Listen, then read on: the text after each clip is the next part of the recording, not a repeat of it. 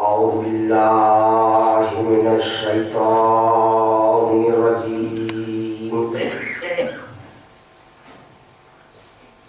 بسم الله الرحمن الرحيم. الحمد لله الذي لا يبلغ مدحته القائلون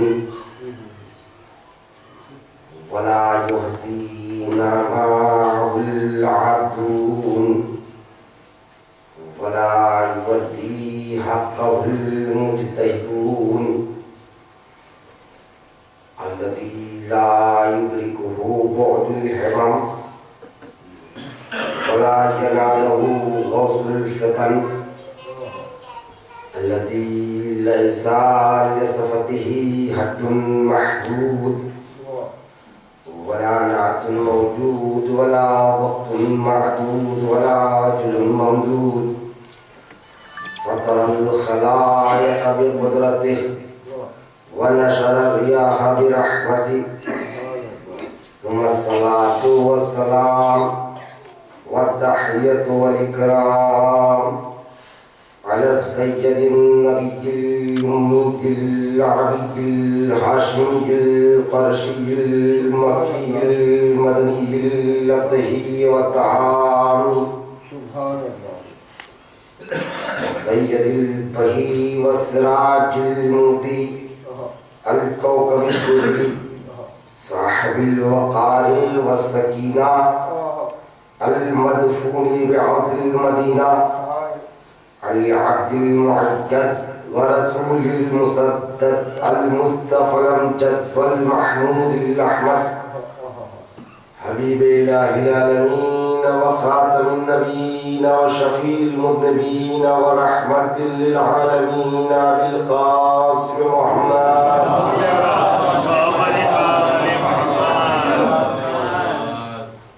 وآله الطيبين الطاهرين المعصومين المظلومين المنتخبين الصابرين الشاكرين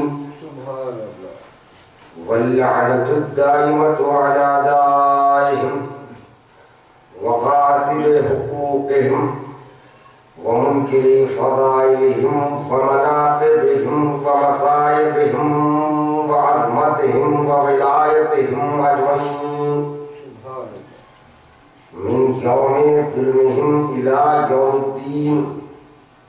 أما بعد فقد قال الله تعالى تبارك في كتابه الكريم وهو أصدق القائلين قوله الحق. بسم الله الرحمن الرحيم. ومن يبتغي غير الإسلام دينا فلن يقبل منه وهو في الآخرة من الخاسرين. صلوات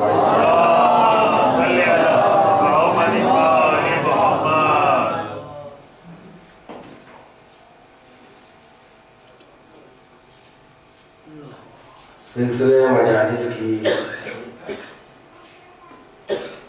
یہ میری آخری گفتگو ہے.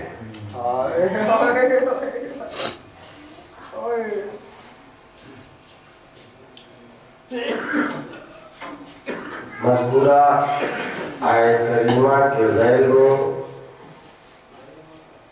آپ نے جو عرائض میں نے پیش کیے تھے بحسن و خوبی آپ نے سنا. اور بہرحال ایک انسان ہے خاطی ہے.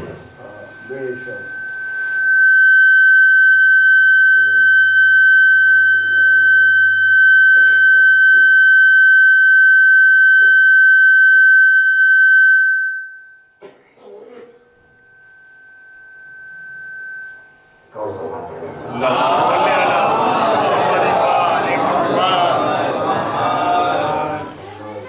ممکن ہے بیان میں کہیں کوئی بات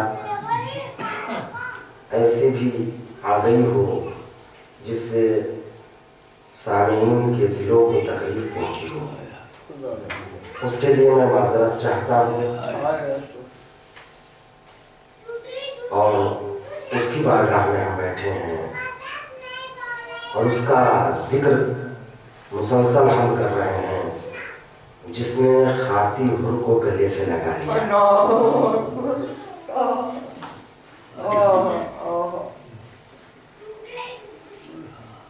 ہم حسین کی بارگاہ میں حبیب کی طرح نہیں، حر کی طرح آتے ہیں۔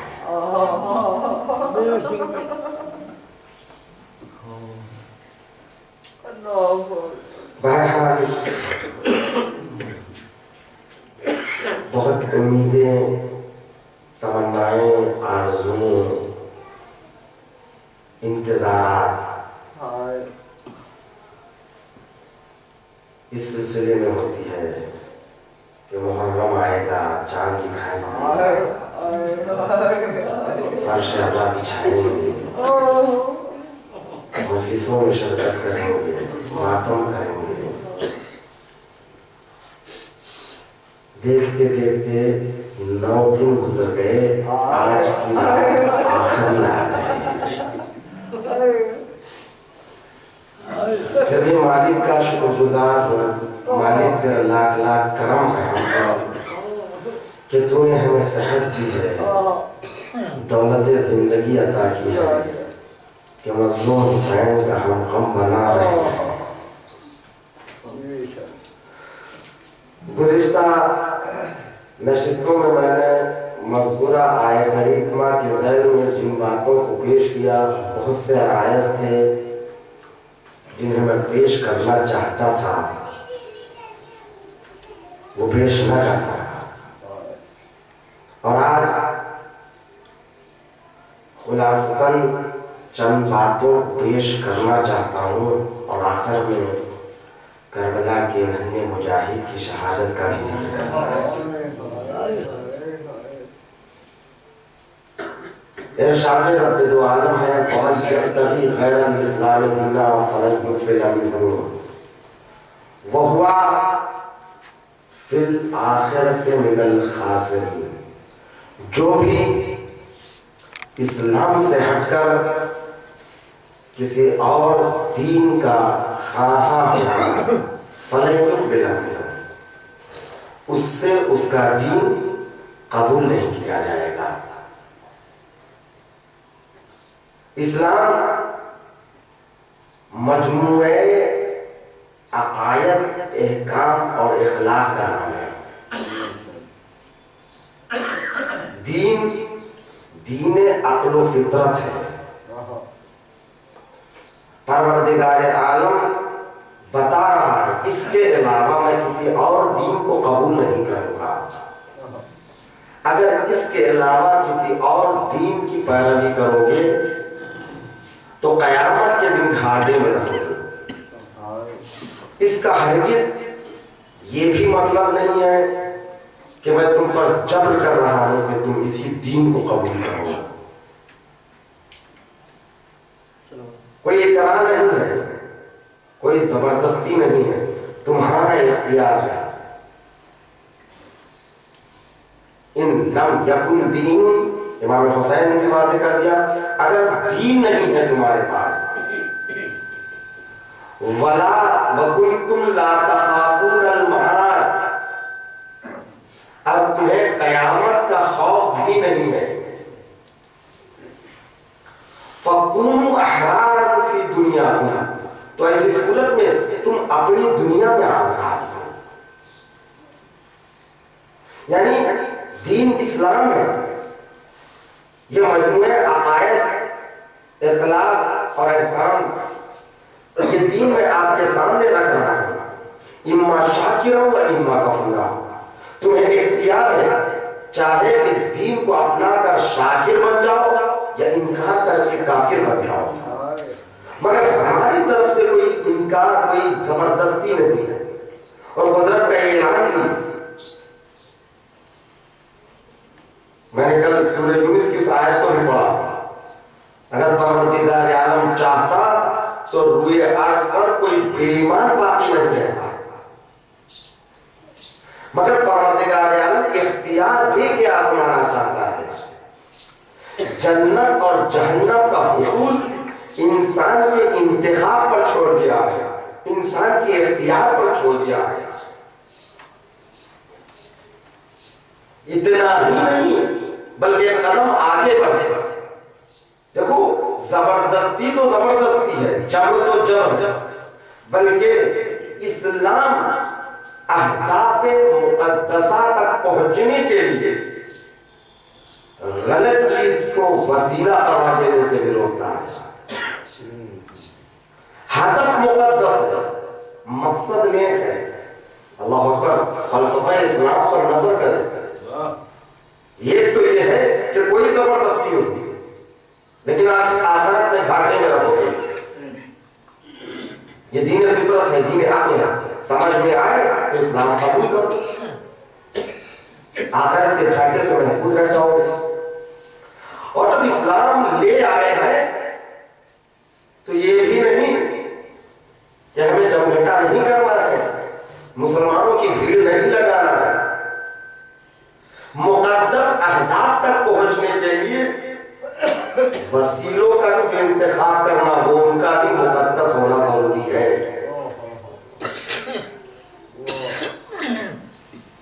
عیسائیوں میں ایک نظریہ ہے، الغایات تبرر المبادی. الغایات تبرر المبادی یعنی اہداف جو ہوتے ہیں وہ وسیلوں کو خود بخود مقدس بنا لیتے ہیں. یہ مسیحیت کا نظریہ ہے. اہداف جو ہے اگر وہ مقدس ہے تو وسیلوں کو اہداف خود بخود مقدس بنا لیتے ہیں. مثال دیتا ہوں، مثال کے طور پر یہ ہے ان کے پاس ایسا ہوتا ہے، مسیحیوں کے پاس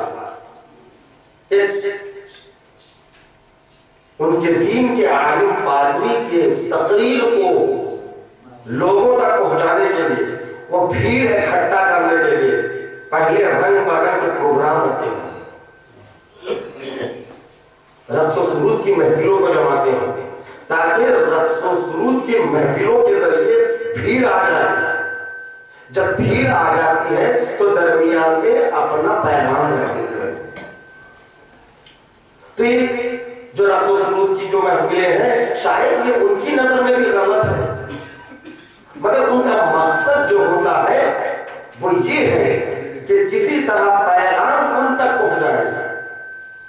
یہ جو ان کے دین کا پیغام ہے، مسیحیت کا پیغام ہے، وہ پیغام کو پہنچانا ہے. اس پیغام کو پہنچانے کے لیے انہوں نے ان وسیلوں کو اپنایا اس نظریے کے تحت کہ مقدس اہداف وسیلوں کو خود بخود مقدس بنا لیتے ہیں. ایک سوال پہ محمد علی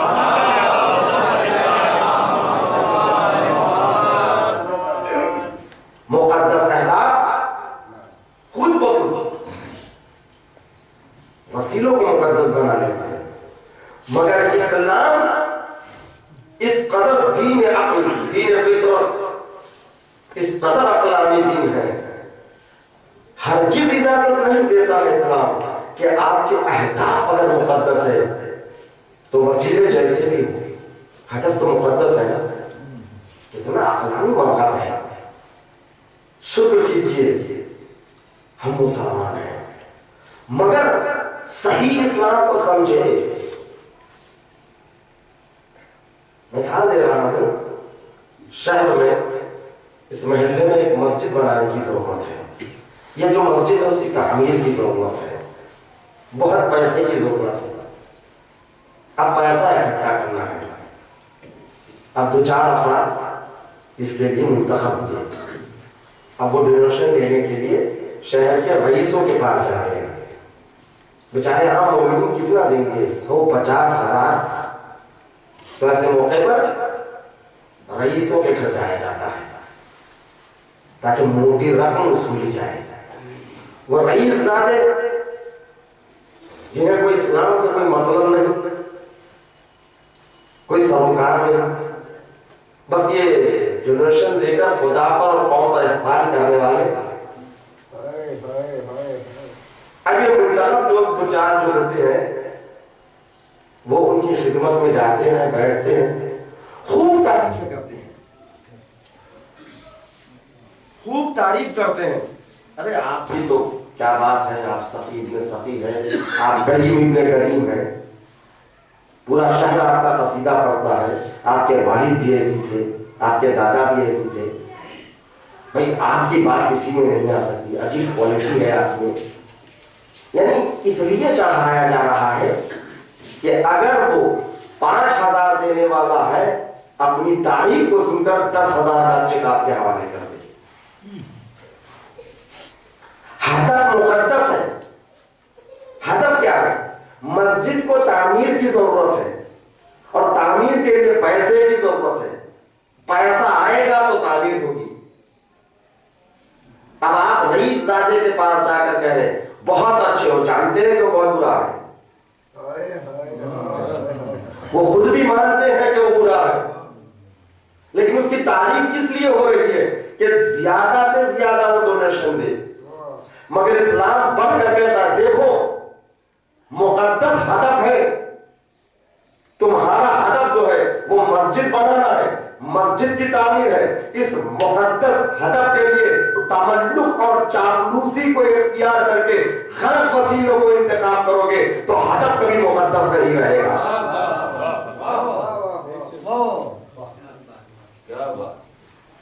اسلام نہیں چاہتا نہ ہونے دیجیے تعمیر، ضرورت نہیں. اسلام کبھی اصولوں کے خلاف کسی بات کو برداشت نہیں کر سکتا. بہت سخت ہے اسلام. نہیں دینا ہے تو نہ دے، ضرورت نہیں ہے ایسے پیسوں کی. تملق اور چاپلوسی کی ضرورت نہیں تاکہ زیادہ سے زیادہ اس سے پیسہ ہو. تو اہداف مقدس ہے. اسلام کو پہچانیے، اسلام کے اصولوں کو پہچانیے.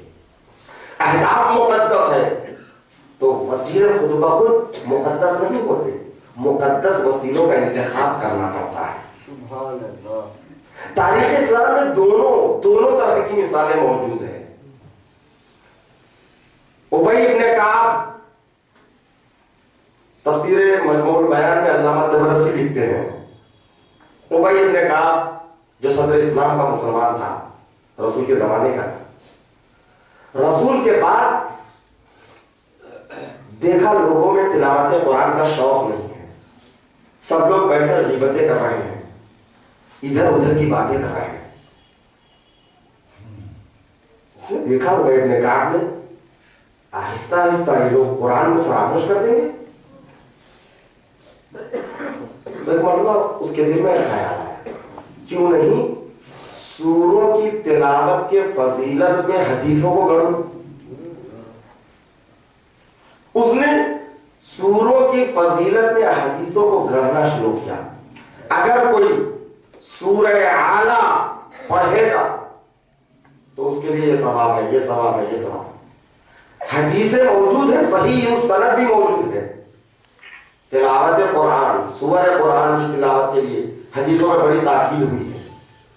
مگر یہ ان حدیثوں کی بات کر رہا ہوں جنہیں ابی ابن کعب نے اپنے دل سے پیش کیا اور نسبت رسول سے دی. کہا یہ سورہ اگر پڑھو گے تو اس کا یہ ثواب ہے، یہ سورہ پڑھو گے تو اس کا یہ ثواب ہے. کون فرما رہے؟ رسول فرما رہے ہیں. ابی ابن کعب کے پاس ایک شخص آتا ہے، کہتا ہے اے ابی تو اتنا بتا دے جو حدیثیں تو بیان کرتا ہے وہ کوئی اور بیان نہیں کرتا، کیا تیرے علاوہ کسی نے اور نہیں سنی ہے؟ ابی ایک مرتبہ اس سے کہتا ہے سچی بات کروں؟ کہا بول. بات دراصل یہ ہے کہ یہ حدیث رسول کی نہیں ہے، یہ رسول کی حدیثیں نہیں ہے، رسول سے مرضی نہیں. یہ میں ہوں جنہیں رسول سے نسبت دے رہا ہوں. میرا ہدف مقدس ہے. میں چاہتا ہوں لوگوں میں جب یہ بات پہنچے یہ سورہ پڑھنے کی یہ فضیلت ہے، رسول نے یہ فرمایا اس سے جنت ملے گی، حوریں ملیں گی، غلمان ملیں گی، نہریں ملیں گی، یہ ہوگا، رزق میں برکت ہوگی. ان حدیثوں کو میں جو لوگوں کے سامنے پیش کروں گا لوگ کم از کم تلاوت قرآن کی طرف متوجہ ہو جائیں گے اور غیبتیں کرنا چھوڑ دیں گے، یہ ادھر کی ادھر کی باتیں کرنا چھوڑ دیں گے، پرانی تاریخ زمانے جاہلیت کے قصوں کو نہیں دہرائیں گے. مقدس ہدف ہے، وسیلہ غلط ہے. مگر اسلام اس کی اجازت نہیں دیتا. ہدف مقدس ہے کہ لوگوں میں تلاوت قرآن پاک کو عام کرنا ہے، عادی کرنا ہے، مگر وسیلہ کتنا غلط ہے. ایک حدیث کو پیش کر رہا ہے، رسول سے نسبت دے رہا ہے کہ رسول اسلام نے ارشاد فرمایا کہ یہ سورہ پڑھنے سے یہ فضیلت ہے. اس قدر عقلانی مذہب ہے اسلام. اکرام و جبر کی بات تو بہت دور کی بات. اسلام میں آنے کے بعد تمہیں اختیار نہیں ہے، مقدس اہداف کے لیے تم غلط وسیلوں کا انتخاب کر لو. وسیلوں کا مقدس ہونا ضروری.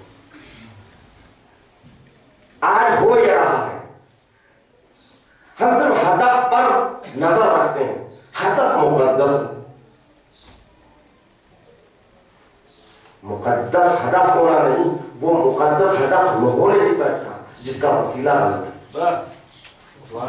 بھائی اس کا پیسہ حرام کا ہوگا، مگر مسجد بنانے کے لیے تو دے رہا ہے، امام باقی کے لیے دے رہا ہے. پتا ہے کہ غلط پیسہ ہے، سود کا پیسہ ہے، حرام کا پیسہ ہے.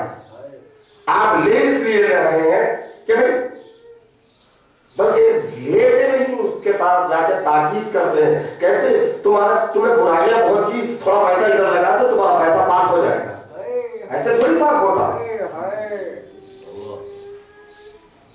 میں نے دیکھا بادشاہوں میں ایسا ہوتا ہے، بھائی تم اپنا پیسہ لگا دو امام بارگاہ میں، اچھی مقدار میں لگا دو، تمہارا پیسہ پاک ہو جاتا. فوراً فتوا دیتے ہیں. اسلام کبھی اجازت نہیں دیتا. اللہ اکبر.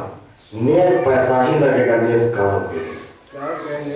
ضرورت نہیں ہم کوئی غلط پیسے سے عزاخانہ بنانے کی، غلط پیسے سے مسجد بنانے کی، غلط پیسوں سے مسجد برپا کرنے کی. اس لیے کہ ہدف مقدس ہے تو وسائل بھی مقدس ہو جائے.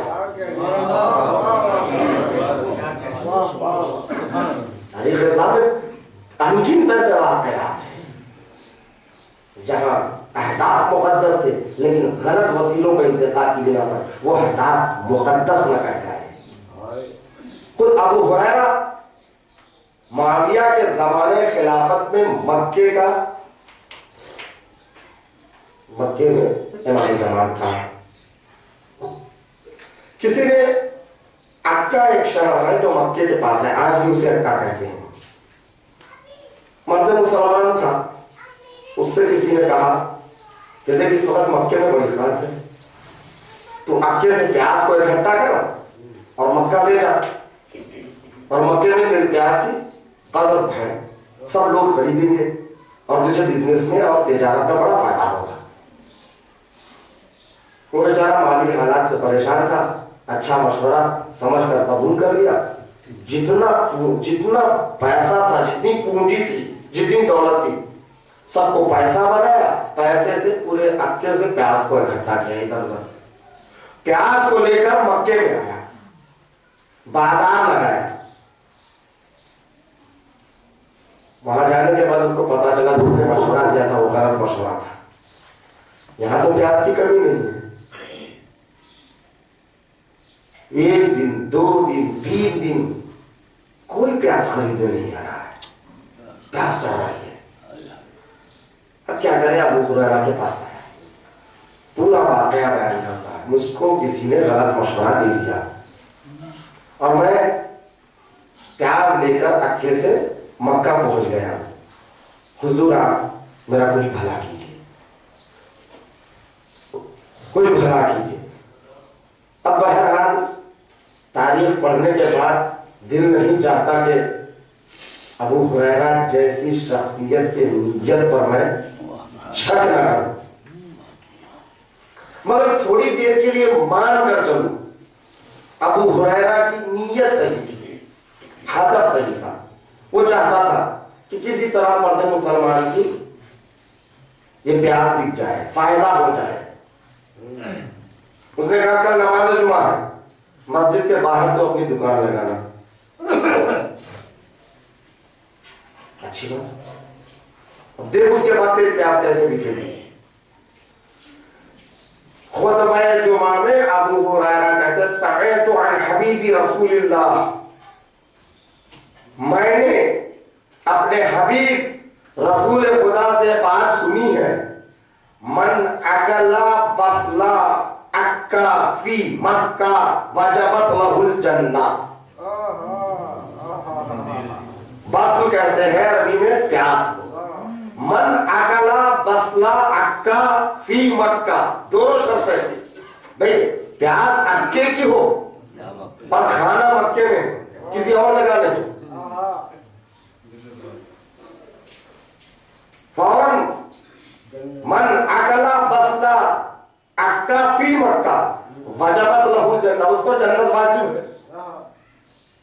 فوراً نماز ختم ہوئی، پورے مسلمان پیاس پر ٹوٹ پڑے۔ توجہ چاہتا ہوں میرے عزیزوں، فوراً پورے مسلمان پیاس پر ٹوٹ پڑے اور چھلکے تک بھی باقی نہیں رہے، سب وہ بھی خرید کر جانے لگے، ارے یہ کھائیں گے تو جنت واجب ہو جائے۔ سوال یہ ہے ایک مرد مسلمان کو تم فائدہ پہنچانے کے لیے کیا رسول کی غلط حدیث کو گر کر اس طرح غلط وسیلہ سچی ہدف کے لیے قرار دے سکتے ہو؟ مجھے کہنا یہ ہے اے مسلمانوں، تمہاری غیرت کو کیا ہوا؟ بنی ہوئی جعلی حدیث پر تو تم اٹکے کے پیاس کو مکے میں کھا کر اپنے لیے جنت واجب کر رہے ہو، مگر تبرک حسین کھانا تمہارے لیے بدعت کیسے ہو گیا؟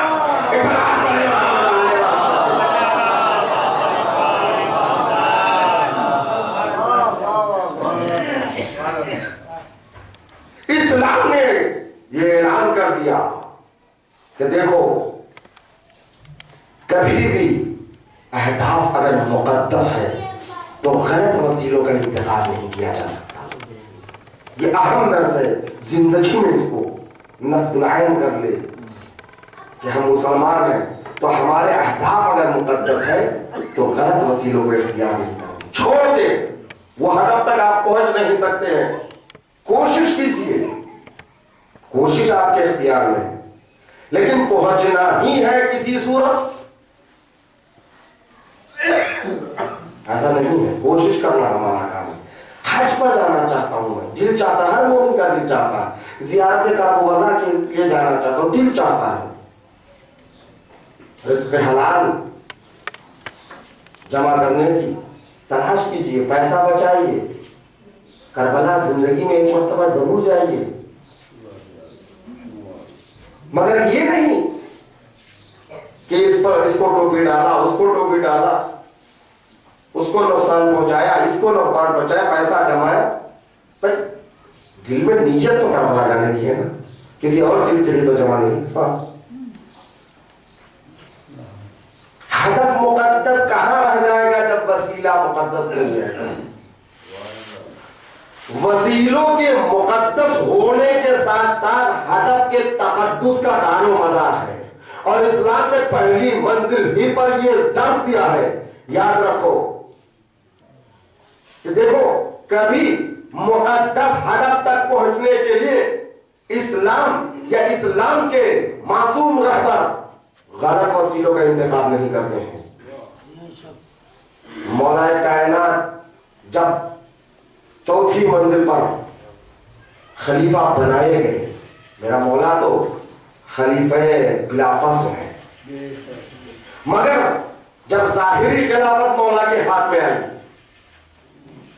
تو اس وقت ایک شخص آیا جو مولا بعد میں معاویہ کا ہو گیا تھا، مغیرہ آ کر کہتا ہے یعنی ابھی آپ حکومت پر آئے ہیں، توجہ چاہتا ہوں میرے سے، ابھی آپ حکومت پر آئے ہیں، معاویہ کے گورنروں کو، عمال کو فوراً برطرف نہ کرنا، فوراً برطرف نہ کرنا، کیونکہ آپ کا ہدف مقدس ہے، آپ حکومت اسلامی کو قائم کرنا چاہتے ہیں اور اس کو پائیدار کرنا چاہتے ہیں، اس کو مضبوط کرنا چاہتے ہیں، مقدس ہدف ہے یعنی آپ کا، مگر اس کے لیے ضروری ہے پہلے خود اچھی طرح حکومت کو مضبوطی سے جما لو، پھر اس کے بعد آہستہ آہستہ معاویہ کے عمال کو اور معاویہ کے گورنروں کو ہٹانا۔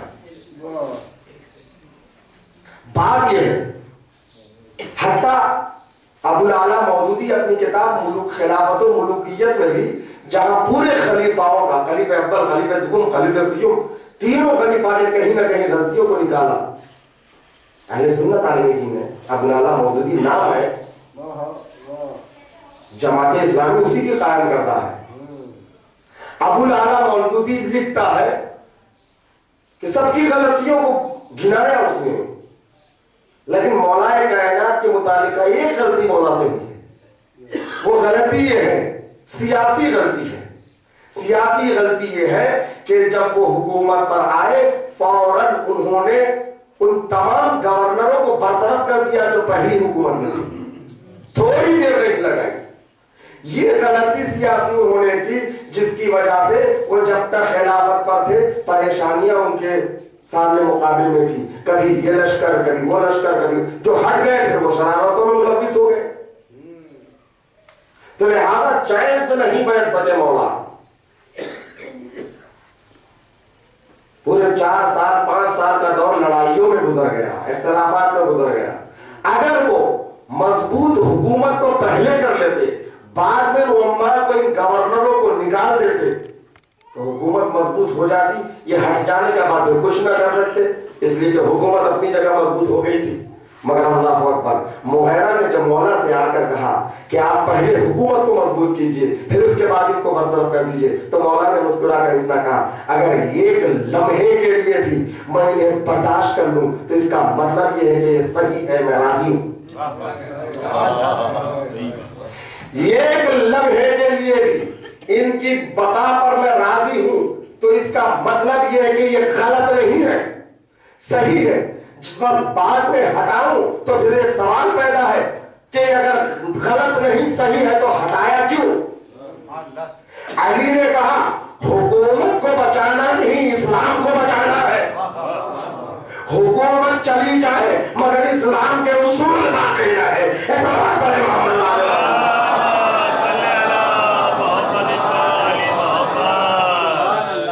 یہ ہے سیاست عوامی. مولا نے ایک لمحے کے لیے برداشت نہیں کیا. ابو العلا مودودی جسے سیاسی غلطی کر رہے وہ عصمت سیاسی علی ہے, عصمت علی ہے. جو رسول اسلام کا جو واقعہ میں نے پیش کیا تھا, قبیلہ بنی ثقیف کے افراد نے آ کر کہا تھا ہم اسلام قبول کرنا چاہتے ہیں مگر شرط یہ ہے کہ ہمیں کچھ دن کے لیے اجازت دیجیے, بت پرستی کر لیں, بعد میں اسلام لے آئیں گے. تو رسول نے کہا ایک لمحے کے لیے برداشت نہیں کروں گا. اجازت دینے کا مطلب ہے کہ تمہاری بت پرستی سے میں راضی, میرا خدا راضی. تم آؤ یا نہ ہو تمہارا اختیار ہے, مگر آنا ہے تو اسلام کے سامنے کوئی شرط نہیں رکھ سکتے ہو.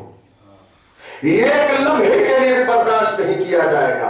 علی جیسے ہی خلافت پر آئے جتنے عثمان کے جتنے گورنر تھے جتنے عمان تھے سب کو برطرف کر کے بتا دیا دیکھو مقدس ہدف تک پہنچنے کے لیے علی کبھی غلط چیز کو وسیلہ نہیں بنا سکتا. اور یہ نظر یہ طریقہ کار علی کی سیرت جن کی نظر میں ہے وہی اس پر عمل کر سکتے ہیں. حکومت اسلامی کے قیام کے بعد ایران مشکلات سے دوچار تھا. ان مشکلات میں عراق سے لڑائی ہو رہی ہے. عراق سے نہیں, دراصل امریکہ سے لڑائی ہے. عراق تو ایک مہرہ بنا تھا اس وقت. جب تک مہرہ کام آیا امریکہ کا اس کا سپورٹ ہوتے رہا, مہرہ بات بیکار ہو گیا, فوراً سیوی پہ چڑھا دیا. مصر کا حسنہ مبارک, یہ مبارک کو دیکھیے, یہ نامبارک, یہ بھی مہرہ بنا ہوا تھا. جب کام ختم ہو گیا اس کو بھی ہٹا دیا. یعنی یہ امریکہ اور شیطان کا طریقہ کار ہے, جب تک استعمال میں رہے گا استعمال کرتا رہے گا. جیسے کام ختم قصہ ختم. ایسی حالات میں امام خمینی جنگ جاری ہے, پوری دنیا دشمن ہو چکی ہے. ایک بھی کوئی غلطی ایران کر دے تو فوراً بمباری کرنے کے لیے تمام ممالک آمادہ بیٹھے ہیں. ایسے دور میں سلمان رشدی کی کتاب سامنے آئی، شیطانی آیات، شیطانی آیات کتاب کا نام ہے۔ اس کتاب کو پڑھنے کے بعد سب سے پہلے امام خمینی نے اس کے واجب القتل ہونے کا نہ فتویٰ صادر کیا بلکہ کمیٹی بنائی ہے، اہتمام کیا، یعنی کہہ کے نہیں چھوڑ دیا جو بھی قتل کرے گا اس کو اتنے ڈالر، اتنا پیسہ، اتنا سب کچھ ملے گا، واجب القتل ہے، اس کو قتل کر دو۔ توہین رسالت کی ہے۔ تمام ممالک خاموش اس لیے ہے کہ امریکہ کا مزاج جاننا چاہتے ہیں۔ برٹش اور امریکہ کا کہنا یہ ہے کہ انسان ہے، یہ اختیار ہے آزادی کا، جو چاہے لکھے، آپ مخالفت کیجیے، لیکن واجب القتل کیسے کہہ سکتے ہیں آپ؟ پریس کی آزادی ہے، قلم کی آزادی ہے۔ بھائی آزادی اگر پریس کی ہے تو آج بھی ہولوکاسٹ کے بارے میں کوئی قلم اٹھاتا ہے تو اس کا سر کیوں قلم کیا جاتا ہے؟ کیا آزادی صرف تمہارے مفاد میں، تمہاری مخالفت میں اگر کوئی قلم اٹھ رہے ہیں تو اس کو فوراً زندانی کر دیا جاتا ہے؟ فلسطین پر کوئی لکھنا چاہتا ہے تو کیوں نہیں آزادی ہے؟ اسرائیل کے ظلم و جبر کو کوئی لکھنا چاہتا ہے تو آزادی کیوں نہیں ہے؟ تہمتیں لگا کر اس کو سلاخوں کے پیچھے بھیج دیا جاتا ہے۔ تمام ممالک کی طرف سے اس فتوے کا مخالفت ہوئی، مسلمانوں کم سے کم خاموش ہوتے۔ بعض مسلمان ممالک نے امام خمینی کی فتوے کی مخالفت بھی کی ہے۔ یہ بربریت ہے، ایسے فتوے پرانی باتیں ہیں، اس سے ہماری جہالت ثابت ہوتی ہے۔ حکومت پریشان ہو گئی تھی ایران کی، اس لیے کہ اگر قتل ہوگا کوئی ایسی حرکت ہوگی تو پھر ایران کو اور مصیبتیں جھیلنی پڑے گی۔ یہ الٹیمیٹم دے دیا گیا تھا برٹش کی طرف سے۔ بعض کم فہم افراد جو ایران کی گورنمنٹ میں تھے وہ آئے امام کے پاس، کہنے لگے بڑی مصیبت ہو جائے گی، فتویٰ واپس لے لیجیے، ایران ختم ہو جائے گا، برے حالات سے یوں بھی گزر رہا ہے۔ اللہ اکبر۔ امام خمینی کا ایک جملہ، امام خمینی قرار نیست کہ ایران بے مانا تھا، قرار اس کے اسلام بے مانا تھا۔ قرار یہ نہیں ہے کہ ایران بچ جائے، قرار یہ ہے کہ اسلام بچ جائے۔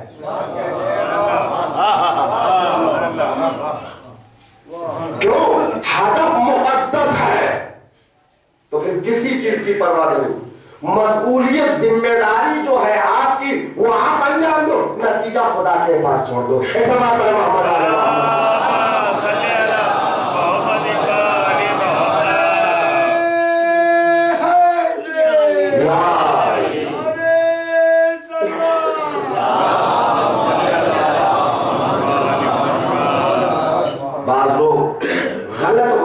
کو مقدس اہداف کے لیے قرار دے کر نادان لوگوں کو، کم فہم لوگوں کو، بے بصیرت لوگوں کو اس میں لگا دیتے ہیں اور ایسی ایسی تقریریں کرتے ہیں جس سے ثابت کرنے کی کوشش ہوتی ہے کہ ہدف تو مقدس ہے۔ بصیرت کی ضرورت ہے اسلام میں، بصیرت کی ضرورت ہے۔ میں پوری گفتگو بصیرت پہ ہو رہی۔ اگر انسان میں بصیرت نہیں ہے تو دشمن کے آلے کار بن جاؤ گے اور راہ ضلالت پر چلنے لگو گے اور نتیجے میں اسی کو راہ ہدایت سمجھتے رہو۔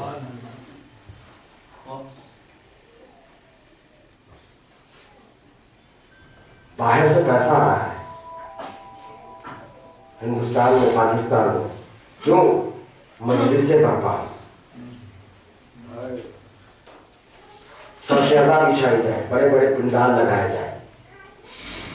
شرط یہ ہے کہ ذاکر ہم دیں گے، ذاکر ہم دیں گے، آپ کو ذاکر کا خرچہ برداشت کرنے کی ضرورت نہیں، ہمارے کچھ ذاکر ہے وہ آئیں گے۔ دیکھیں ڈائریکٹ نہیں اترتا دشمن، معلوم ہے کس سے کس کا لنک ہے، کس سے کس کا لنک ہے، آپ کو پہنچتے پہنچتے تک عمر ختم ہو جائے گی، اس سلسلے کو نہیں پہچان سکتے۔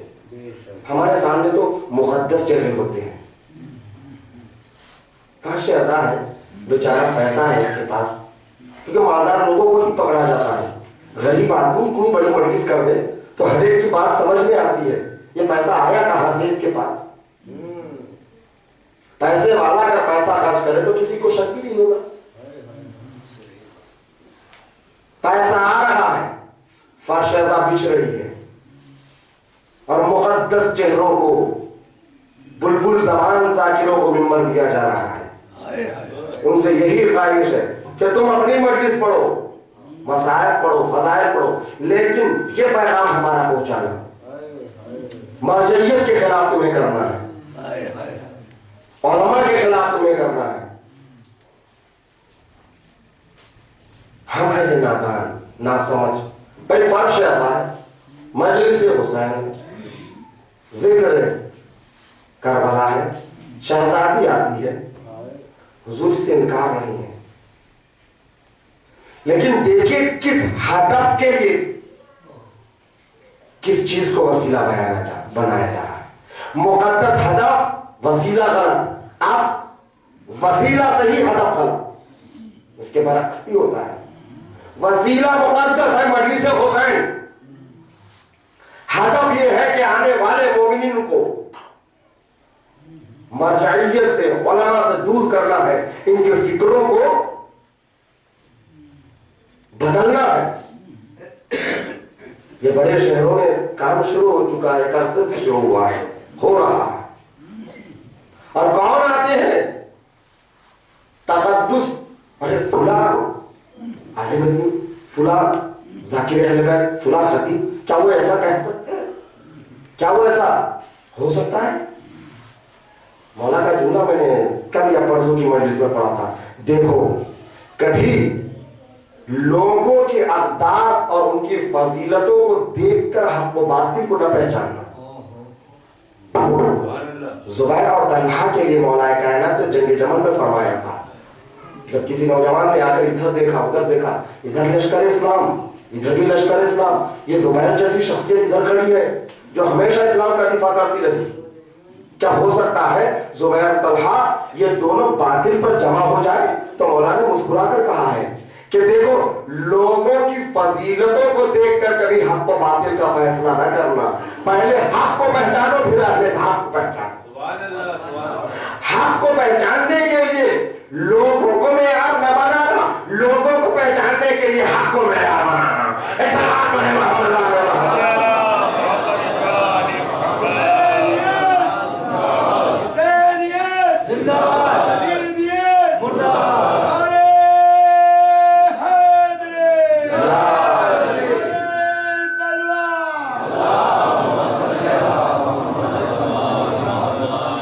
ظاہری تقدس پہ نہ جانا, بخدا جنگ نہروان میں کیسے کیسے مقدس مواد تھی. نہج البلاغہ میں مولا فرماتے ہیں, میں تھا جس نے چشمہ فتنہ کو نکالا.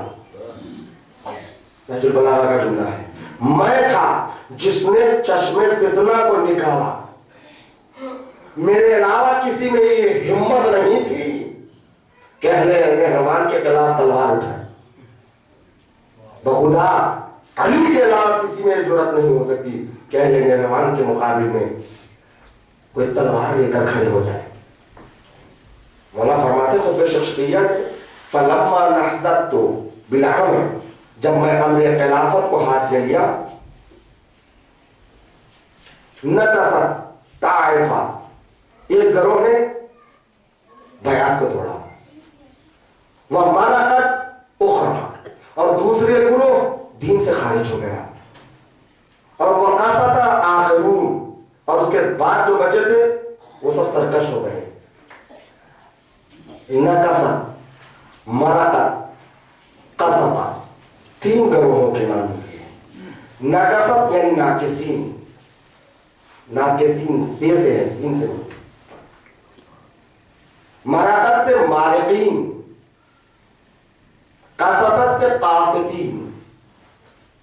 ناقصین اہل جمل کو کہتے ہیں, مارقین اہل نہروان کو کہتے ہیں، قاسدین اہل صفین کو کہتے ہیں. یہ تین ہیں، مگر تینوں کی کوالٹی الگ ہے. تینوں دشمن ہیں علی، مگر فرق یہ ہے کہ تینوں میں فرق یہ ہے. بہت مختصر عرض کر رہا ہوں. جو اہل جمل تھے ان کے پاس یہ تھا، طلحہ و زبیر گورنری نہیں ملی، مولا سے گورنری چاہتے تھے. حب دنیا میں آ گئے، مولا کے مخالف ہو گئے. اہل شام پہلے ہی سے دشمن آنے علی تھے، مگر اس میں مکار قسم کے لوگ، عمرو بن عاص جیسی شخصیت بھی تھی. اور اہل نہروان ظاہراً دشمن نہیں تھے، علی کے ساتھ تھے. کچھ تو جمل میں بھی تھے، کچھ تو صفین میں بھی علی کے ساتھ تھے. معاویہ کے مقابل میں علی کے ساتھ تھے سب اہل نہروان. مگر دو چیزیں تھیں ان میں، ایک بصیرت کی کمی، یعنی ظاہر کو دیکھ رہے تھے سر. دوسری چیز جاہل تھے، عالم نہیں تھے. علم ہوتا تو پھر سوچتے سمجھتے. علی کے ساتھ، علی کے ہمراہ معاویہ سے جنگ کر رہے ہیں. یہ حب علی میں نہیں ساتھ ہے، بغض معاویہ میں. علی سے محبت نہیں، معاویہ سے دشمنی ہے. لہذا اکیلے تو معاویہ سے لڑ نہیں سکتے. دشمن کا دشمن دشمن ہوتا ہے، دوست ہوتا ہے. ان کا دشمن معاویہ، معاویہ کا دشمن علی، لہذا علی ہمارے دوست. علی کے ہمراہ ہو گئے. جب علی کے ہمراہ ہو گئے، جہالت ہے، بے بصیرت ہے. قسم خدا کی آج نہ کربلا وجود میں آتی اور نہ ایسا ہوتا، نہ بنی امیہ کے ہاتھوں میں حکومت آتی اگر اہل نہروان اس موقع پر بصیرت سے کام لیے ہوتے. اس لیے کہ معاویہ جنگ ہار چکا تھا مکمل طریقے سے. لیلۃ الحریر کے نام سے جنگ مشہور ہے، کئی دنوں تک چلتی رہی ہے جنگ. معاویہ کا لشکر جنگ ہار چکا تھا. اب معاویہ کے پاس کچھ نہیں تھا. معاویہ خیمے میں اکیلا. عمرو عاص سے پوچھا آپ کیا کرے؟ عمرو عاص جانتا تھا ایک ایسی قوم ہے. دیکھو اب ہم لوگ صلح کے لیے آواز بلند کریں گے. صلح کا طریقہ یہ کہ دیکھو ہمارے اور تمہارے درمیان اب کوئی جھگڑا نہیں، ہم ہتھیار ڈال دیتے ہیں، اب جو بھی ہوگا فیصلہ قرآن سے ہوگا. فوراً نیزوں پر انہوں نے قرآن بلند کر کے لشکر علی کو قرآن دکھانا شروع کیا اور گویا یہ اعلان کر رہے تھے کہ دیکھو ہم جنگ نہیں کریں گے، ہم مسلمان ہیں، ہم قرآن سے فیصلہ چاہتے ہیں، آؤ بیٹھو دونوں مل کر قرآن سے فیصلہ کریں گے. قرآنوں کو نیزوں پر بلند کیا. مکار تھے، چالاک تھے.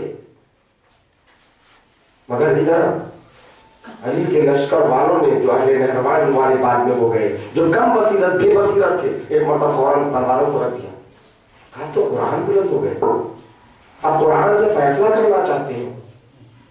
علی فرما رہے چلاؤ تلوار، تیر چلاؤ، میں قرآن ناطق بول رہا ہوں، میں سمجھ رہا ہوں ان کی مکاری، تم رکو نہیں، تیر چلاؤ. کہنے لگے اے علی یہ تو قرآن بلند ہو چکے ہیں، میں قرآن ناطق بول رہا ہوں، تم تیر چلاؤ. نہ صرف وہ ہتھیار ڈال دیے بلکہ جو علی کے باوفا اصحاب جو میدان میں جنگ کر رہے تھے، کہا علی تلوار تو آپ کو بھی روکنا ہے، ہم بھی روک چکے ہیں، اور ان کو بلا لو جو جنگ کر رہے ہیں. اس لیے معاملہ قرآن کا گیا ہے. علی فرما رہے ہیں کہ بس معاویہ شکست کھا جائے گا، اسلام محفوظ ہو جائے گا. کہا نہیں آپ کو بلانا پڑے گا. مالک اشتر خیمہ معاویہ تک پہنچ گئے تھے. فوراً علی نے بھیجا مالک کو بلاؤ. جیسے علی کا فرستادہ مالک کے پاس گیا، مالک نے کہا آقا کو میرا سلام کہنا، صرف تھوڑی دیر اور صبر کریں، میں معاویہ کا سر لے کر حاضر ہو رہا. تھوڑی دیر رک جائے. میں معاویہ کا سر لے کر خدمت امام میں پہنچوں گا. قاسم واپس آیا, پیغام مالک مولا کو سنایا.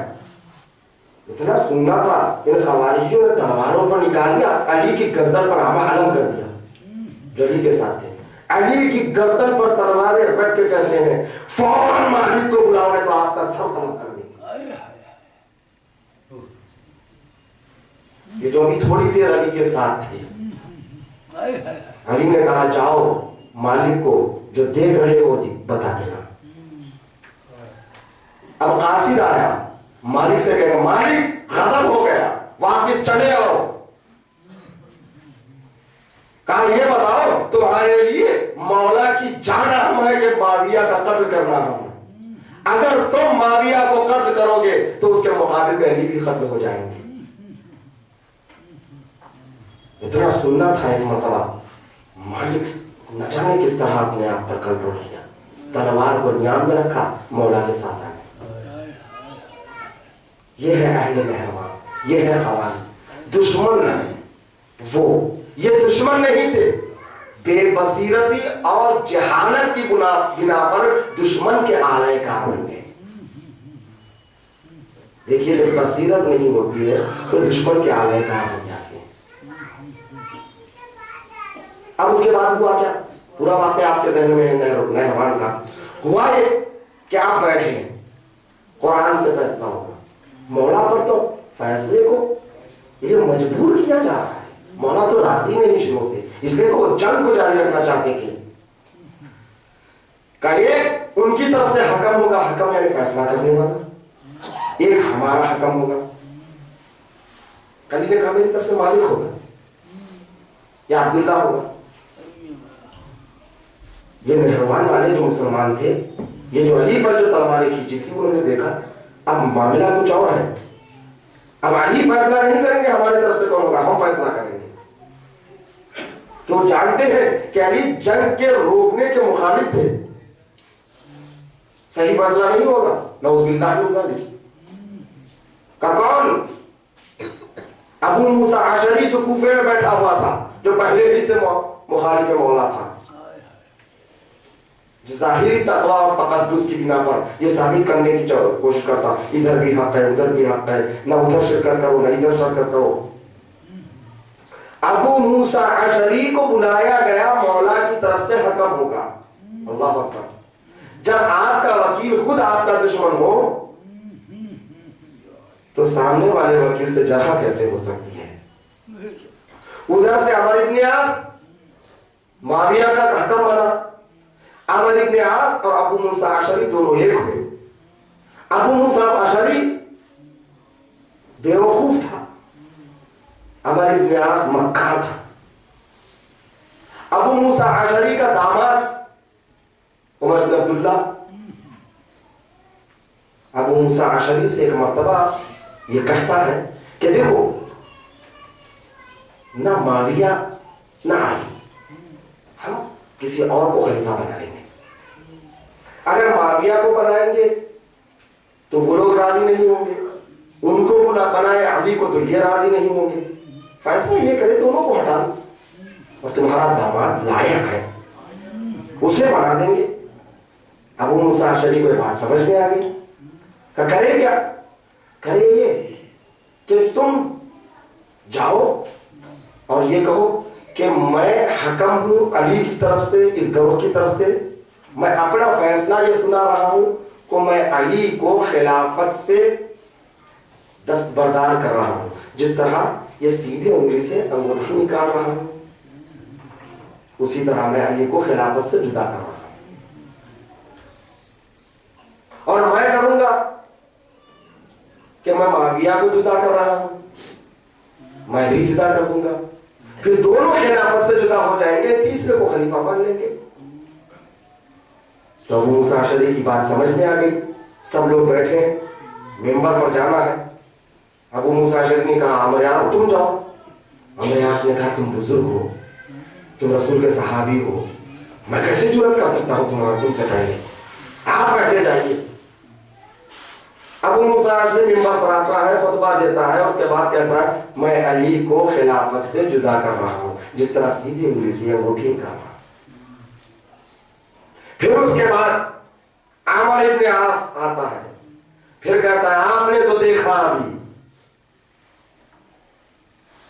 آپ نے تو دیکھا کہ ابو موسیٰ اشعری نے علی کو خلافت سے جدا کر دیا، جس طرح یہ سیدھی انگلی سے انگوٹھی کو جدا کر کے بتایا ہے۔ اس فیصلے کا میں بھی استقبال کرتا ہوں، یہاں تک اس نے تعریف کیا۔ اب میں اس انگوٹھی کو بائیں ہاتھ میں پہن رہا ہوں، اس خلافت کو معاویہ کے سپرد کر رہا ہوں۔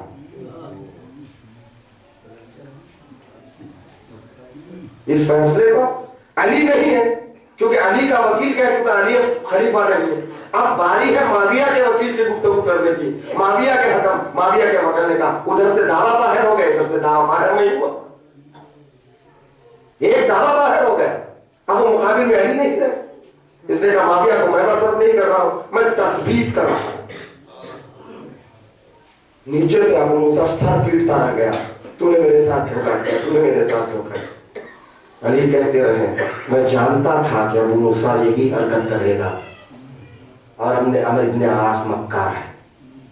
اب یہ خوارج علی کے پاس آئی، کہنے لگے کہ دیکھو جو کچھ ہوا غلط ہوا، شرمندہ ہوا، جو کچھ ہوا غلط ہوا، یہ تو انسانوں کی حکم ہے، انسانوں کو فیصلہ بنایا، اس لیے فیصلہ غلط ہوا۔ انسانوں کو فیصلہ بنایا گیا، فیصلہ کرنے کے لیے دو انسانوں کو اختیار دیا گیا، نہیں اس فیصلے کو ہم نہیں مانتے، ہم نے پہلے مانا، گناہ کیا، ہم توبہ کرتے ہیں۔ وہ گئے توبہ کیے، روئے، اپنے آپ کو پاک سمجھنے لگے۔ علی سے کہا آپ بھی توبہ کیجئے، آپ نے اس فیصلے کو قبول کیا، توبہ کیجئے۔ علی نے کہا تو میں تو ہمیشہ استغفار پڑھتا ہوں، لیکن اس کام کے لیے توبہ یہ نہیں کر سکتا، اس لیے کہ خلاف اسلام نہیں ہوا ہے۔ تم نے پہلی بات تو مجبور کیا، علی نے کوئی غلطی نہیں کی۔ دوسری بات لا حکم الا اللہ کا معنی یہ ہے، توجہ چاہتا ہوں میرے عزیزوں، اس کے معنی یہ ہے کہ قانون اللہ کا ہے، علاوہ کوئی اور بنا نہیں سکتا۔ حکم کے معنی قانون کے ہیں، انہوں نے حکم کے مخالف فیصلہ کرنے والے کے لیے، یعنی امام کو بھی اختیار نہیں ہے کہ قرآن کے حوالے سے فیصلہ کرے۔ قرآن تو قانون ہے، فیصلہ تو کوئی قرآن سمجھ کر انسان تو کرے گا نہیں، قرآن ہی فیصلہ کرے گا۔ قرآن کیسے فیصلہ کرے گا؟ قرآن کیسے فیصلہ کرتا؟ کوئی انسان تو ہو جو قرآن کو سمجھے فیصلہ۔ آج خوارج ہی کی طرح اسلام میں کچھ لوگ یہ کہتے ہیں ہم مولا کی بات کو مانیں گے، مولوی کی بات کو نہیں مانیں گے، یعنی عالم کی بات نہیں مانیں گے، امام کی بات کو مانیں گے۔ بھائی عالم امام کی بات کو آسان انداز میں آپ کے زمانے کو مد نظر پیش کر رہا ہے، یہ خوارج سے ملتی جلتی فکر ہے، یہ خوارج کی فکر ہے۔ تو بات دراصل یہ ہے یہاں پر کہ مولا نے ان کے فیصلے کو قبول نہیں کیا، کہ وہاں سے وہ سب اٹھے علی کافر ہو گیا، نعوذ باللہ من ذالک۔ اہل خوارج نے اس بات پر اتفاق کیا کہ علی کافر ہے، علی خاموش ہے۔ میں آج دنیا میں ڈیموکریسی کی بات ہوتی ہے نا بہت زیادہ، دیکھنا چاہتے علی کی ڈیموکریسی کو کوفے میں، علی کو کافر کہا جا رہا ہے، علی خاموش ہے، حکومت آپ کے ہاتھ میں، خلافت آپ کے ہاتھ میں۔ ابن کفا جیسا خوارج مولا کائنات نماز پڑھاتے تھے، پیچھے سے آوازیں لگاتا تھا، مسجد میں آ کر علی کو کافر کہتا تھا، علی خاموش رہتے تھے، آیتوں کا غلط ترجمہ کرتا تھا، تفسیر کرتا تھا، علی کہتے تھے یہ نہیں، اس کی تفسیر یہ ہے، علی خاموش ہے۔ ڈیموکریسی کا انداز دیکھیں، توجہ چاہتا ہوں میرے عزیزوں، علی نے کبھی کچھ نہیں کیا، یہاں تک علی کے چاہنے والوں کو یہ ابن کفا جا جا کر بہکاتا رہا۔ ایک مرتبہ علی کا ایک چاہنے والا ایک چوری کیا تو امام نے ہاتھ قلم کر دیا، علی کا چاہنے والا تھا. چاہنے والے ہوتے ہیں. ہاں کبھی کبھی لرزشیں ہو ہی جاتی ہیں. ایک ہاتھ کو دوسرے ہاتھ میں لے کر خون رس رہا ہے اور جا رہا تھا. ابن کفا سے ملاقات ہوئی. یہ تیرا ہاتھ کس نے کیا؟ اس نے کہا قطع یمینی، میرے ہاتھ کو قطع کیا. کس نے؟ امیر المومنین یعصوب الدین قائد قر المحجلین. ہاتھ کٹا ہوا دوسرے ہاتھ میں، خون بہ رہا ہے. وہ آیا تاکہ معلوم تھا اس کو یہ علی کا فیصلہ ہے، اور کہا یہی موقع ہے، اسی موقع سے فائدہ اٹھاؤ، اس کو اپنا بناؤ. لیکن اس کو جب پوچھا کس نے تیرا یہ حال کیا، تو جو فضائل کا سمندر اس کی زبان سے جاری ہوا تو کہنے لگا عجب شخص ہے، تیرا ہاتھ علی نے کاٹا تو علی کے فضائل بیان کر رہا ہے. اس نے کہا علی نے جو کیا وہ قانون الہی کے مطابق کیا. تو جب تک یہ علی کے خلاف تھے علی نے کچھ نہیں کہا، لیکن ڈیموکریسی نظام میں اختلال پیدا شروع کیا انہوں نے، تب علی خاموش نہیں ہوئی. اپنے علاوہ ساری دنیا کو کافر سمجھنے لگے.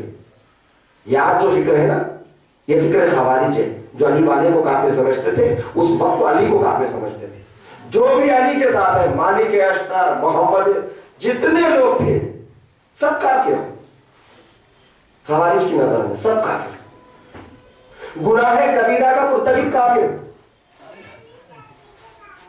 علی سمجھاتے رہے. بہت سے ایسے اصحاب تھے جنہوں نے گناہ کبیرہ انجام دیا اور رسول ان کے مرنے کے بعد ان کی میت پر نماز جنازہ پڑھائی ہے. اگر مسلمان نہ ہوتے تو رسول نماز جنازہ نہ پڑھاتے. انہیں سمجھایا گناہ مرتکب، گناہ کبیرہ کا مرتکب کافر نہیں ہو سکتا، گناہ ہے، توبہ کرے. لیکن اتنے سخت تھے کہ گناہ کبیرہ کا مرتکب کافر، علی کافر، علی کے ہمراہ کافر. بات یہ عقیدے تک نہیں، عملی میدان میں آنے لگے. جو آج ہو رہا ہے دنیا میں وہ عکاسی اسی کی ہے. وہاں علی کے چاہنے والوں کو دیکھا، اسے قتل کر دیا، اسے قتل کر دیا، وہ کافر، یہ کافر. حتیٰ یہ کہ صحابی رسول آ رہا تھا اونٹ پہ سوار ہو کر، اور اس کے بعد اس کے ساتھ اس کی حاملہ زوجہ بھی تھی. اس سے پوچھا گیا کہ تم علی کے ساتھ ہو؟ ہاں. تو فوراً اس کے زوجہ کے پیٹ کو چاک کر کے بیٹے کو بدن سے باہر نکال دیا. توجہ چاہتا ہوں. یہ صرف کیوں؟ اس لیے کہ یہ اہل نہروان اس قدر شدت پسند ہو چکے تھے. مگر عالم یہ جو کچھ کر رہے ہیں وہ خدا کے لیے کر رہے ہیں، فی سبیل اللہ کر رہے ہیں. یعنی یہ عقیدہ ہے کہ ہم جنت میں جا رہے ہیں. انہوں نے بہت سمجھایا مولا کائنات نے. اس کے بعد جنگ کا اعلان کیا. جنگ کے اعلان کے بعد کہا ابن عباس سے جاؤ ان کی حالت کو دیکھ کر آؤ. تو اللہ اکبر، جب ابن عباس گئے اور واپس لوٹ کر مولا کائنات سے بیان کیا ہے ان کا حال. یہ نہیں کہا کہ صفین والوں کی طرح شراب و شباب میں مست ہے، نہیں. یا اے علی، وہ تو رات رات بھر نمازیں پڑھ رہے ہیں، قرآن کی تلاوت، روزے دار، رو رہے ہیں، استغفار کر رہے ہیں، پوری پوری رات قرآن پڑھ رہے ہیں، نمازیں پڑھ رہے ہیں. صرف خدا کے لیے زندگی کو وقف کر چکے ہیں، خدا کے علاوہ کچھ نہیں چاہتے. یہ مقدس مار. اس لیے علی نے کہا میرے علاوہ کسی میں ہمت نہیں تھی ان کے خلاف تلوار اٹھائی. یہ علی کا جگر ہے، یہ علی کی بصیرت ہے. جو ایسے مقدس ماں جو رات رات بھر نمازیں پڑھ رہے ہیں، ہر دن روزہ اور تلاوت قرآن میں مصروف، ان کے خلاف علی نے تلوار اٹھا کر بتایا دیکھو ہر عبادت کو حق کی عبادت نہ سمجھنا. آج درس کربلا یہی ہے، آج درس کربلا یہی ہے کہ اگر ہم اس فرش ازا سے اس تاریخ کو سن کر اپنے دور کو نہ سمجھے تو ہم نے کربلا نہیں سمجھا. جیسے کیسے ظالم تھے ادھر بھی کربلا میں، انسانیت نہیں تھی ان میں. کسی انگریز مورخ نے لکھا ہے حسین کی شہادت اور حسین کی حقانیت پر ایک شہادت علی اصغر کی کافی ہے. روزاداروں بہت دیر ہو چکی ہے، مجھے اس کا احساس ہے، میں معافی چاہتا ہوں چونکہ آخری تقریر آخری مجلس تھی. مجھ سے کسی نے کہا بھی تھا نہروان سے متعلق ذرا تاریخی روشنی ڈالے، کیونکہ ہمارے جوان نہروان اور صفین جمل کے حالات سے آگاہ نہیں ہے. میں نہیں جانتا، میں یقیناً اکثریت تو آگاہ ہے، بزرگ تو بہرحال آگاہ ہے، لیکن بہرحال ان باتوں کی تکرار بھی ضروری ہے. مولا نے جنگیں لڑی، ہم صرف یہ بتاتے ہیں جو کوئی یوں تلوار اٹھائی وہ بھاگا وہ گیا سر کٹا وہ نعرے لگے. فلسفہ جنگ بتائیے، جنگ کیوں ہوگی؟ صرف شجاعت کے جوہر دکھانا جنگ نہیں ہے. یوں دوڑتے ہوئے گئے، یوں سر اڑایا، یوں سر ہوا میں، ایک سر آنا تھا 10 سر کٹے. یہ شجاعت بہرحال مولا میں شجاعت ہے، لیکن اصل جنگ بھی بیان کرنا ہے تو فلسفہ جنگ بیان کی. جنگ کیوں ہوئی، کس مقصد کے تحت ہوئی؟ جنگ صفین میں مولا کائنات جنگ کرتے رہے، ایک بدھو عرب آیا اور کہنے لگا یعنی ایک توحید سے متعلق مسئلہ پوچھنا ہے. تو علی کے پاس ایک تھا، اس نے شرم نہیں آ رہی ہے، پہلے تو کچھ علی کون ہے، تو کہا فلاں جنگ کرے ہو جاؤ. تو بدھو عرب گیا کہنے لگا ایک مسئلہ توحید سے متعلق صفت خدا سے متعلق پوچھنا ہے. تو علی کے پاس جو صحابی تو کہہ رہے شرم نہیں آ رہی ہے، علی جنگ کر رہے ہیں، ایسے موقع پر تم مسئلے لائے ہو. تو علی نے اپنے سامنے خبردار رک جاؤ، جنگ تو اسی توحید کے لیے ہو رہی ہے.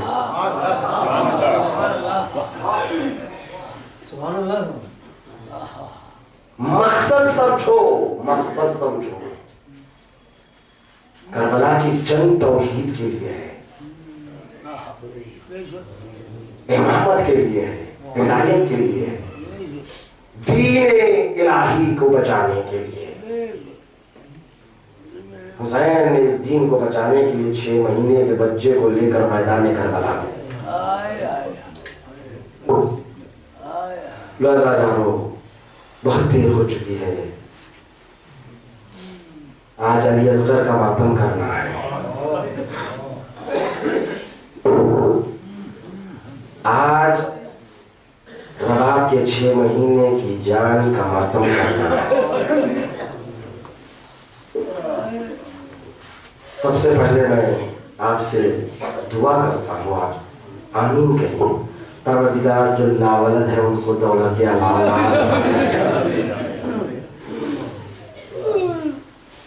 روئی عزادارو، آج کی رات آخری رات ہے. میں ہمیشہ یہ کہتا ہوں پتہ نہیں سال آئندہ زندگی وفا کرے کہ نہ کرے. کیسی کیسی ہستیاں تھی جو اسی فرش رضا کی زینت بنا کرتی تھی، آج وہ ہمارے درمیان ہے. کل ہم ہوں گے نہیں ہوں گے کسے پتا، کسے خبر ہے آنے والے کل کی. سال آئندہ اس فرش رضا پر ہم ہوں گے کہ نہیں.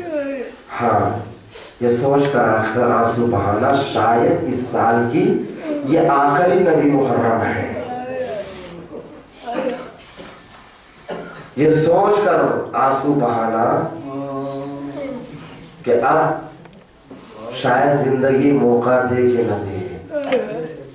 آنے والی رات کربلا میں آل محمد کی ظاہری حیات کی آخری رات ہے. آنے والی رات قیامت کی رات ہے.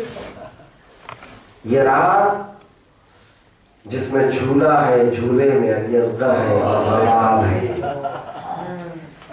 لیلا ہے اور علی اکبر ہے، زینب ہے اور اول محمد ہے، قاسم ہے، ام فروا ہے، عباس ہے، اہل حرم ہے، حسین ہے، اطفال حسین ہے. یہ رات اسی طرح قائم رہے، مالک اس رات کی سحر نہ ہو. خیمے بھرے ہوئے ہیں، سب موجود ہے. یہ رات ختم ہوگی جو آنے والی رات ہوگی شام غریباں، نہ جھولا ہوگا نہ جھولے والا ہوگا۔ اللہ اکبر۔ 3 شب و روز کی پیاس، اطفال حسینی کی پیاس۔ مگر مجھے نہیں پتا تاریخ میں، مجھے نہیں پتا اصغر کب سے پیاسا ہے۔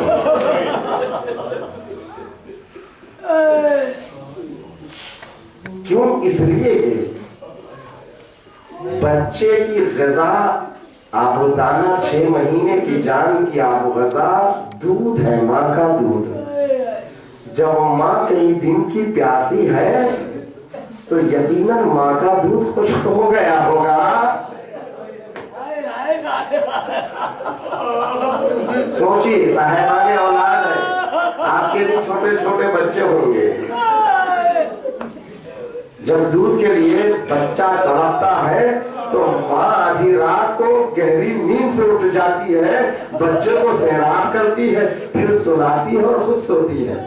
ہائے رباب اٹھے بھی تو کیا کرے۔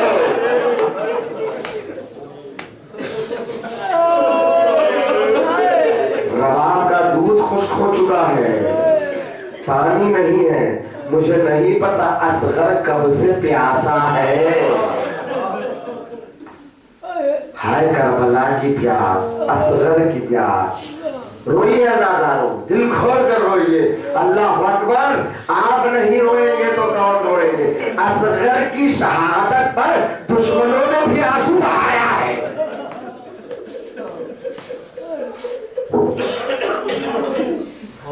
اصغر کی شہادت پر دشمنوں نے بھی آنسو بہایا ہے، لہذا آپ بھی آنسو بہائیے۔ رباب کو اصغر کا پلسہ دیجیے، حسین کو اصغر کا پلسہ دیجیے۔ اللہ اکبر۔ صبح عاشور نمودار ہوتی ہے، ایک ایک شہید دشت بلا کی طرف جاتا ہے اور شہید ہوتا ہے۔ ناصر حسینی اذن وغا لے کر کربلا آتا ہے، مقتل بلا میں جام شہادت کو نوش کرتا ہے۔ یہ وقت وہ آیا اب کوئی باقی نہیں ہے۔ حسین میدان کربلا میں یہ کوثر ہے، آواز بلند ہوئی، حل من ناصر من ینصرنا، کون ہے میری مدد کرے۔ ایک مرتبہ خیمے میں بحران ہوا، حسین نے سوچا ابھی تو میں زندہ ہوں، یہ خیمے میں بحران کیسا ہے۔ خیمے کے قریب گئے، کیا دیکھا؟ ایک مرتبہ کلثوم نے کہا بھیا اصغر نے اپنے آپ کو گہوارے سے گرا دیا ہے۔ آپ کی آواز استغاثہ سن کر اصغر نے گرا دیا ہے، لاؤ میرے بیٹے کو میرے پاس لاؤ۔ بھیا اصغر کسی کے پاس نہیں آ رہا ہے۔ حسین سر کو جھکا کر خیمے میں گئے، بیٹے کو کیا کہا خدا جانے، بیٹے نے کیا سمجھا خدا جانے۔ ہاں اتنا ہے کہ ہمک کر بچہ باہر کی گودی میں آ گیا، شاید یہی کہا ہوگا بیٹا اصغر وقت شہادت قریب ہے۔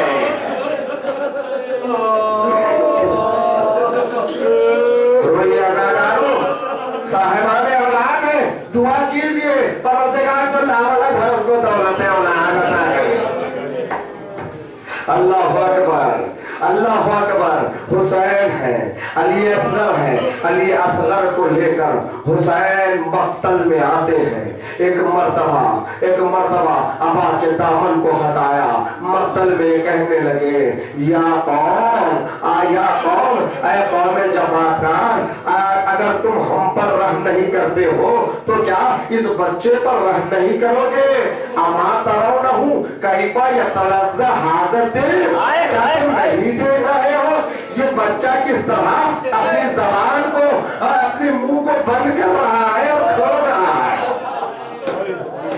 اللہ اکبر۔ حسین کربلا کے میدان میں اصغر کی پیاس کی شدت کو بیان کر رہے ہیں۔ یہ جملہ کہا کیف یتلذ ھذا الطفل، کیسے یہ بچہ پیاسا ہے۔ اردو زبان میں میں یتلذ کا ترجمہ تو نہیں کر سکوں گا مگر تصویر پیش کر سکتا ہوں۔ یتلذ پیاس کی آخری منزل کو کہتے ہیں۔ میں نے کہا پتہ نہیں اصغر کب سے پیاسا ہے۔ اطفال हुसैनी 3 दिन से प्यासे हैं, मगर असगर की प्यास की इब्तिदा कब से हुई इसका अंदाजा करना है तो हुसैन के जुमले से समझो। यतलज़्ज़ा कहते हैं प्यास की आखिरी मंजिल, प्यास की आखिरी मंजिल। अल्लाह अकबर, आखिरी मंजिल प्यास की कैसी होती है? प्यास की 3 मंजिलें होती हैं। पहली मंजिल, आपको अगर प्यास को देखना है मछली से समझो, प्यास किसे कहते हैं? मछली की जिंदगी पानी है, बच्चे की भी आबो गज़ा दूध है। अल्लाह अकबर, मछली को पानी से जुदा कर दे तो प्यास की पहली मंजिल होती है। मछली साहिल पर अपने पूरे वजूद को उछालती है और जमीन पर पटकती है, उछालती है और पटकती है। असगर की पहली मंजिल ये प्यास की थी। जैसे ही असगर पर दूध बंद हो गया तो अल्लाह अकबर, असगर ने अपने आप को झूले से जमीन पर गिराया। ये प्यास की पहली मंजिल है। जब प्यास की शिद्दत मछली पर होती है तो अब इतनी ताकत नहीं होती है मछली में कि अपने वजूद को साहिल पर उछाले और पटके। मछली की ताकत जब खत्म हो जाती है साहिल पर वो मछली करवटें लेती है, साहिल पर मछली करवटें लेती है। ये प्यास की दूसरी मंजिल है। अदाकारों, असगर पर वो कैफियत भी गुजर चुकी। बच्चा इधर से उधर लौट रहा था, उधर से इधर लौट रहा था। आखिरी मंजिल प्यास की जानते हो? जब पानी की किल्लत की बिना पर, प्यास की बिना पर जब मछली पर शिद्दत आतश तारी होती है तो अब जिस्म पर जाता है, जिस्म में ताकत नहीं होती है, जिस्म को हार करते हैं। अब मौत के करीब मछली की आखिरी जिंदगी ये होती है कि मछली अपनी ज़बान को खोलती है और बंद करती है। ये मंजिल है आकाश की आखिरी मंजिल है। अज़ादारों, हुसैन असगर की प्यास को कौमे जहानात के सामने बयान कर कैफ़ा यतलज़्ज़ा प्यास की आखिरी मंजिल में है।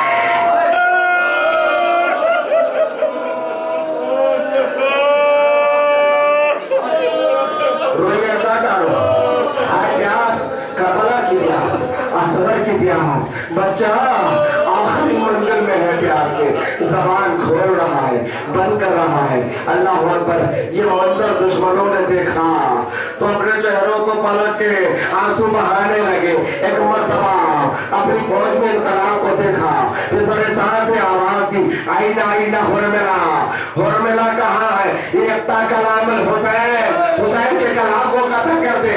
हुसैन बोल रहे हैं, प्यास को बता रहे हैं, कौमे को जमाकार रो रही है, कहीं कलाम ना आ जाए, लिहाजा आईना आईना हुरमिला। हुरमिला कहाँ है? ये कलाम हुसैन, हुसैन के कलाम को कतल कर दे। एक मर्तबा हुरमिला पड़ता है, मैं तमाम मुसीबतों को छोड़ रहा हूँ, बस आखिरी मंजिल चंद जुमले और मजलिस को तमाम कर दूंगा। अल्लाह अकबर, एक मर्तबा हुरमिला ने तीर चलाया, 3 भड़का तीर। मुझे नहीं पता होता ये तीर कैसा तीर था।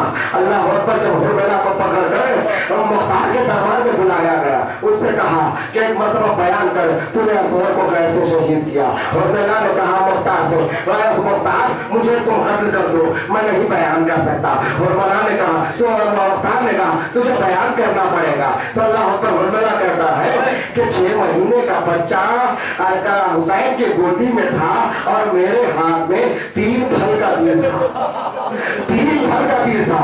और तीर की तासीर को बताता है कि 7 लोहों के पर्दों को चीर सकता है, 7 लोहों के पर्दों से ये गुजर सकता है, ऐसा तीर है। अल्लाह अकबर, अंदाजा लगाओ, अली असगर हाथों में है, सनसनाता हुआ तीर चला। रिवायत के 2 जुमले हैं, फैयल खलीबुस सभी अनायत बच्चा बाप के हाथों पर पड़ा गया।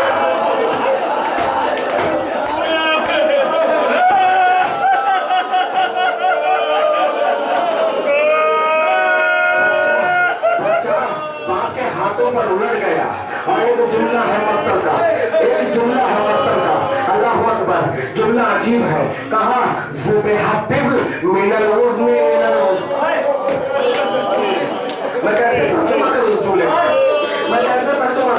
जब तीर लगता है ना तो गला छिप जाता है, गला छिप जाता है। मगर मक्तल में ये नहीं लिखा गला छिप गया, मक्तल में लिखा है सुबहतिन मिनल उज़्न इलल उज़्न, बच्चा इस कान से इस कान तक ज़िबा हो गया।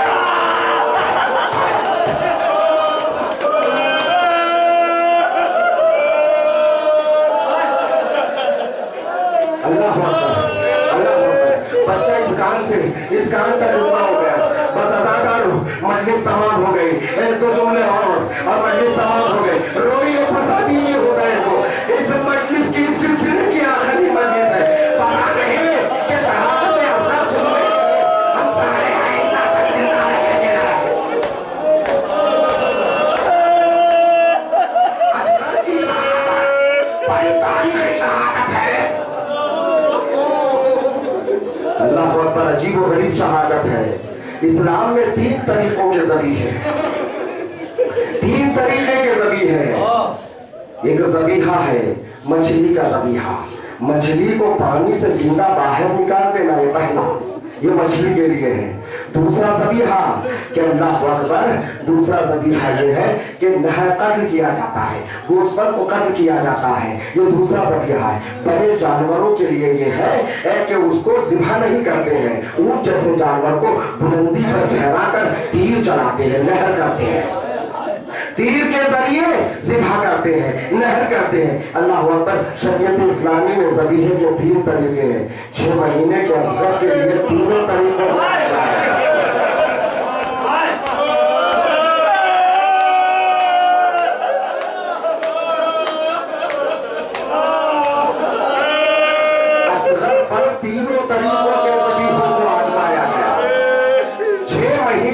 बच्चे पर पानी बंद कर देना, यह असगर का पहला ज़बीहा था।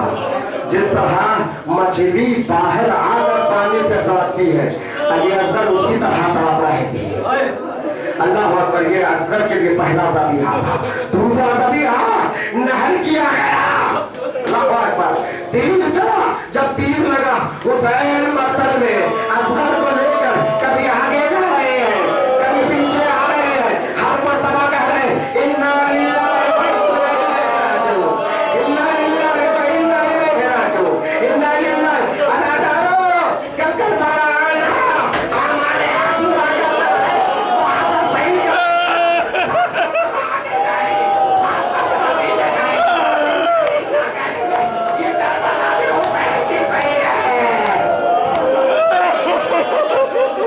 हुसैन लाश असगर को लेकर ये सोचते हुए जा रहे हैं, बच्चा तो मर चुका है, माँ को आखिरी दीदार से क्यों महरूम रखा जाए। मगर दिल में ख्याल आता है, अगर बाप हो इस शहीद बेटे को माँ के सामने कैसे ले जाओ। खत्म जाते हैं, पीछे आते हैं। अल्लाह अकबर, असगर की शहादत ऐसी थी जहाँ हुसैन ने चाहने वालों को याद किया, ऐसी हो काश तुम क्या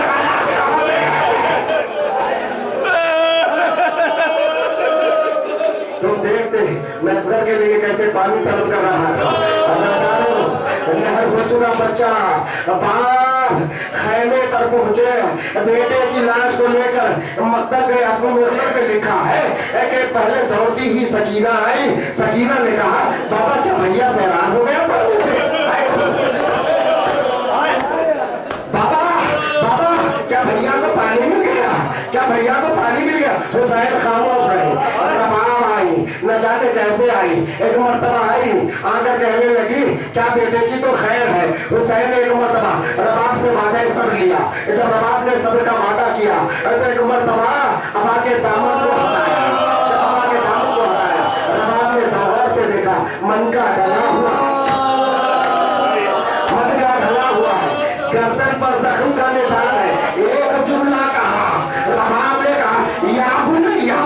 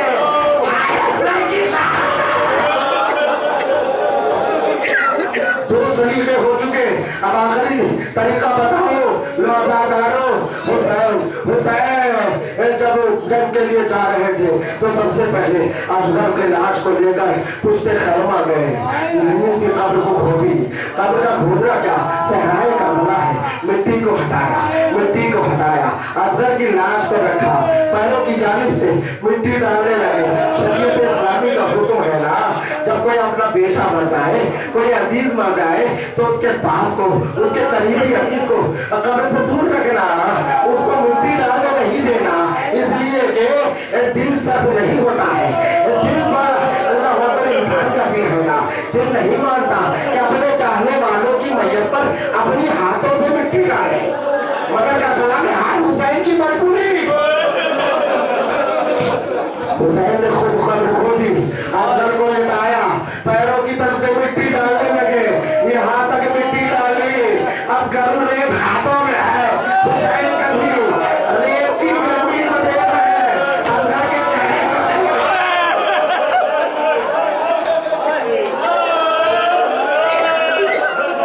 حسین کبھی ریت کی گرمی کو دیکھ رہے ہیں اصغر کے چہرے کو دیکھ رہے ہیں کبھی گرمی کبھی چہرہ کبھی گرمی کبھی چہرہ مجھے نہیں ملتا تاریخ میں حسین نے اصغر کے چہرے پہ کیسے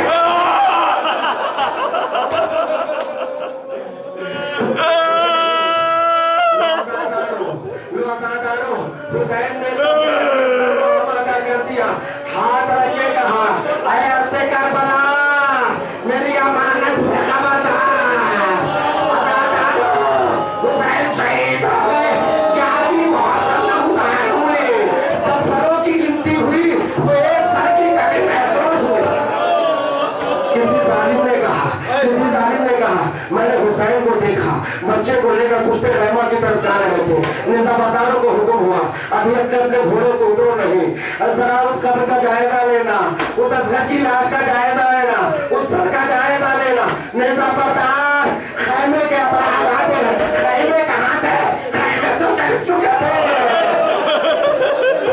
نظامدار آتے ہیں زمین کی نرمی کا اندازہ لیتے ہوئے زمین پر نیزے مارتے ہوئے ایک شقی نے نیزہ مارا جب نیزے کو نیزے